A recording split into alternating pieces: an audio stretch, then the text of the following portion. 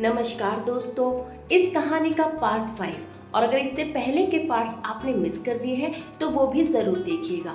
उनका लिंक मैं description box में डाल दूंगी। तो चलिए कहानी शुरू करते हैं। अब खामोश नहीं, अब जवाब दूंगी अपने अंदाज में। पहली बार गौरी शहर के सामने खुलकर आती है। खुद को छुपाना अब उसे मंजूर नहीं। सोसाइटी में पूजा का आयोजन। आर्यन की सोसाइटी में एक छोटा सा फंक्शन रखा गया। गणेश पूजन और प्रसाद वितरण।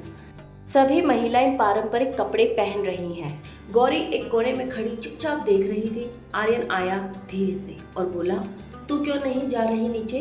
सब नीचे इकट्ठा है। गौरी धीमे स्वर में बोली, शायद मैं उस भीड़ का हिस्सा नहीं बन पाई अब तक। आर्यन बोला, तू भीड़ का हिस्सा नहीं, तू पहचान बन सकती है। बस एक बार खुद पर यकीन कर। गौरी आर्यन को देखती है और पहली बार बिना कुछ कहे मुस्कुरा देती है। गौरी धीरे धीरे नीचे उतरती है। हल्की सी गुलाबी साड़ी, बाल खुले, माथे पर सिंदूर और आंखों में आत्मविश्वास। हर किसी की नजर उसी पर।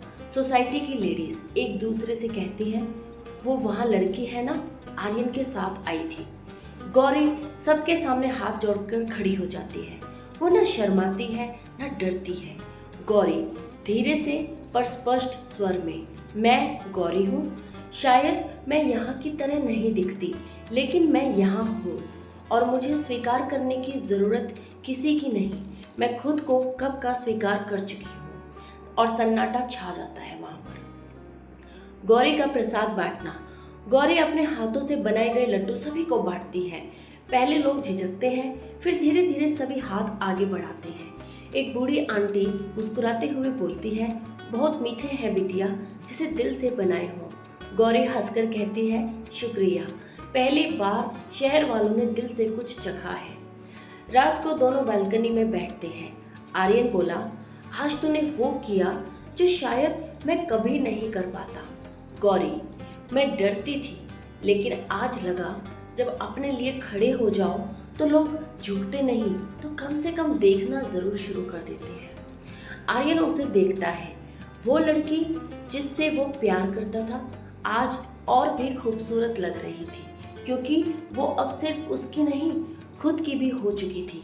गौरी बदल रही है, मगर प्यार की गहराई अब भी वही है। गौरी फोन पर किसी से बात करती है। वो अब घर में बैठी सिर्फ चाय और पराठे नहीं बना रही। आर्यन बोला, किससे बात कर रही थी? गौरी मुस्कुराकर कहती है, मेरे गांव में एक दीदी थी जो हैंडीक्राफ्ट बनाती है। उनसे कुछ डिजाइन्स मंगवाए हैं। सोचा यहाँ बेचूं तो थोड़ी पहचान भी बनेगी और आत्मनिर्भरता भी। आर्यन गर्व से, मुझे कभी किसी लड़की पर इतना फक्र नहीं हुआ। पहली बहस, शहर की उलझनों का असर।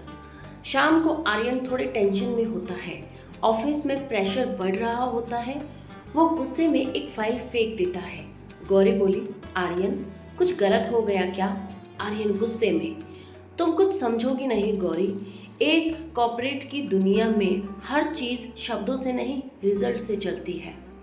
गौरी थोड़ा चुप रहकर, ठीक है, शायद मैं समझ ना पाऊँ, लेकिन मैं इतना जानती हूँ, जो हाथ थामा है वो सिर्फ खुशी में नहीं, ऐसे वक्त में भी मजबूती से पकड़ना है। आर्यन उसकी तरफ देखता है और चुपचाप उसकी हथेली को छूता है। सोसाइटी में एक मौका, गौरी की पहली प्रदर्शनी। गौरी की बनाई गई चीज़ों की एक छोटी सी एग्जीबिशन लगती है। महिलाएं तारीफ करती हैं, लेकिन वहीं एक महिला ताना मारती है। एक महिला बेसुरी हंसी में बोली, बहू ने अच्छा टाइम पास ढूंढ लिया, अब काम करने का भी शौक आ गया। गौरी बोली, शौक नहीं है ये, ज़रूरत भी नहीं, ये मेरा सपना है और सपनों को सिर्फ देखा नहीं जाता, जिया भी जाता है। और तालियां बज पड़ती हैं। रात को आर्यन की माँ का फोन आता है। माँ बोली, बेटा तुम ठीक हो? सुना है बहुत बदला बदला है तू, और वो लड़की कैसी है? आर्यन बोला, माँ वो लड़की नहीं, मेरी सासों की हिम्मत है। अगर कभी खुद से मिलवाना चाहो तो आ जाओ। माँ थोड़ा सख्ती से, तुम जानते हो हमें क्या मंजूर है? आर्यन बोला, अब मैं जानता हूँ मुझे क्या मंजूर है, और वो है गौरी। और फोन कट जाता है। गौरी कुछ दूर खड़ी सब सुन रही होती है। गौरी धीरे से बोलती है, अगर कभी तुम्हारे फैसलों की वजह से तुम अकेले पड़ जाओ तो क्या करोगे? आर्यन बोला, तो तुम मेरा साथ रहना बंद कर दोगी क्या? गौरी हंसते हुए हल्की नमी लिए आंखों में बोली, नहीं, तब मैं तुम्हारे साथ खड़ी हो जाऊंगी ताकि तुम अकेले महसूस ना करो, भले ही दुनिया साथ ना दे। रिश्ते दूर हों तो भी धड़कनों में गूंजते हैं। जब माँ बाप दरवाजे पर हों और सामने खड़ी हो वो लड़की जिसे उन्होंने कभी अपनाया ही नहीं था। तो दोपहर का समय था, किचन में गौरी काम कर रही थी, खाना बना रही थी। आर्यन ऑफिस मीटिंग में होता है, तभी डोर बेल बजती है। गौरी हाथ पोंछती है और दरवाजा खोलती है। सामने खड़े होते हैं आर्यन के माता पिता। गौरी सर पकाकर, नमस्ते, आप अंदर आइए। माँ उसकी तरफ देखती है एक सीधी ठंडी नजर से।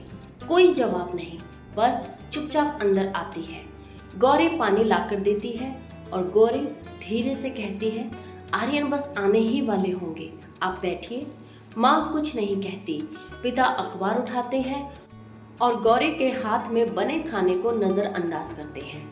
गौरी की आंखों में हल्की नमी, लेकिन मुस्कान अब भी वही बनी हुई है। आर्यन घबराता हुआ घर में घुसता है। आर्यन बोला, माँ, पापा, आप लोग? पापा धीमे मगर सख्त स्वर में, तुम्हारे पास आने के लिए क्या अब हमें परमिशन लेनी पड़ेगी? आर्यन कुछ नहीं कहता। गौरी खड़ी होती है। गौरी बोली, मैं खाना परोस देती हूँ। माँ पहली बार बोलती है, जरूरत नहीं, हम खाकर आए हैं। गौरी रुक जाती है, लेकिन आर्यन माँ की तरफ देखता है। आर्यन बोला, अगर खाने की थाली ठुकरा दी जाए तो भूख नहीं मिटती, बस दूरी बढ़ जाती है माँ। रात की बात, माँ और गौरी सभी अपने अपने कमरे में होते हैं। गौरी बालकनी में खड़ी होती है और तभी माँ आकर बगल में खड़ी हो जाती है। माँ बोली, तुम जानती हो ना, ये सब आसान नहीं है। गौरी धीरे से बोलती है, पता है, पर आसान नहीं का मतलब ये तो नहीं कि कोशिश ही ना की जाए। माँ बोली, तुम्हें ये घर कभी पूरी तरह अपना नहीं लगेगा। गौरी ने कहा, मगर मैं हर रिश्ते को अपनी पूरी सच्चाई से निभाऊंगी, चाहे वो मुझे अपनाए या नहीं। माँ कुछ नहीं कहती, बस चुपचाप लौट जाती है। आर्यन, मैं थक गया हूँ गौरी, हर बार तुम्हें साबित करते हुए देखना। गौरी धीरे से कहा, मैं भी थक गई हूँ, पर हारी नहीं हूँ। मुझे हर किसी का प्यार नहीं चाहिए, बस तुम्हारा साथ चाहिए, बिना डरे, बिना हिचके। आर्यन उसके माथे पर हाथ रखता है। आर्यन बोलता है, साथ तो कभी छोड़ा ही नहीं और अब छोड़ूंगा भी नहीं। जो दिल की चुप्पी को समझे वही रिश्ता सच्चा होता है। माँ थोड़ी पिघलती है, मगर सच की आंच अब ज्यादा तेज है। सुबह की चाय थोड़ी सी बातचीत के साथ। गौरी सुबह सुबह माँ के लिए चाय बनाकर लाती है। आर्यन ऑफिस चला गया है। गौरी धीरे से बोलती है, ये आपकी पसंद की अदरक वाली चाय माँ। माँ एक पल देखती है, फिर धीरे से कप थाम लेती है, बिना मुस्कुराए मगर मना नहीं करती। गौरी बोली, मैं जानती हूँ कि आपकी नज़र में मैं अभी भी बाहरी हूँ, लेकिन मैं सिर्फ एक लड़की नहीं हूँ जो आर्यन से प्यार करती है। मैं एक औरत भी हूँ जो इस घर को घर बनाना चाहती है। माँ थोड़ी देर चुप रहकर, तुम्हारी बातें अच्छी हैं, लेकिन बातें रिश्ते नहीं बनाती गौरी, वक्त बनाता है, भरोसा बनाता है।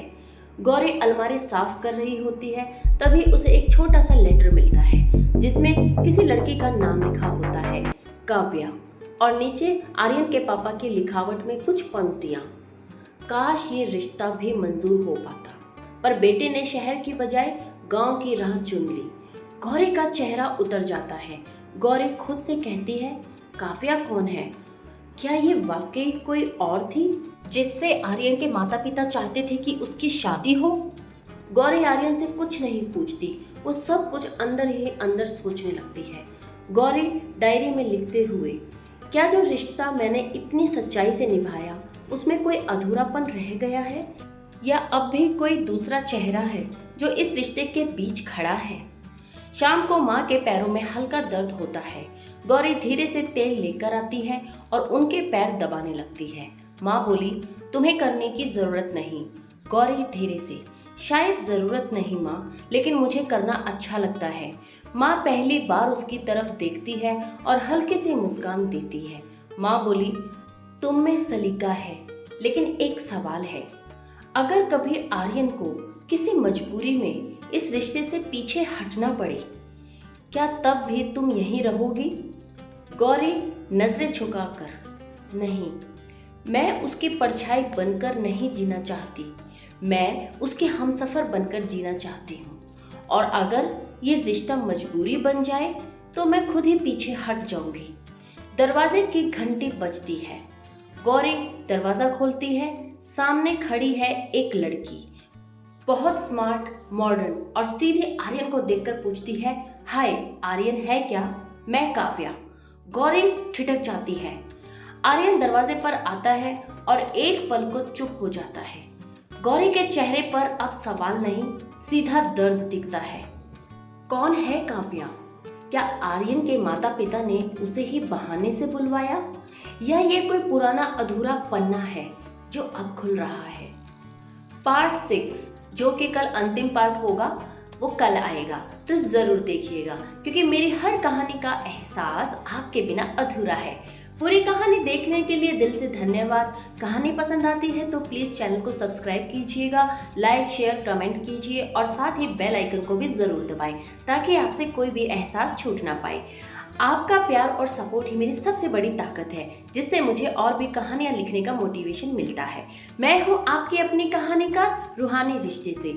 हर एहसास, हर रिश्ते, हर कहानी में आपके साथ। तब तक अपना ध्यान रखिए, स्वस्थ रहिए, मस्त रहिए, गुनगुनाते रहिए। Bye bye.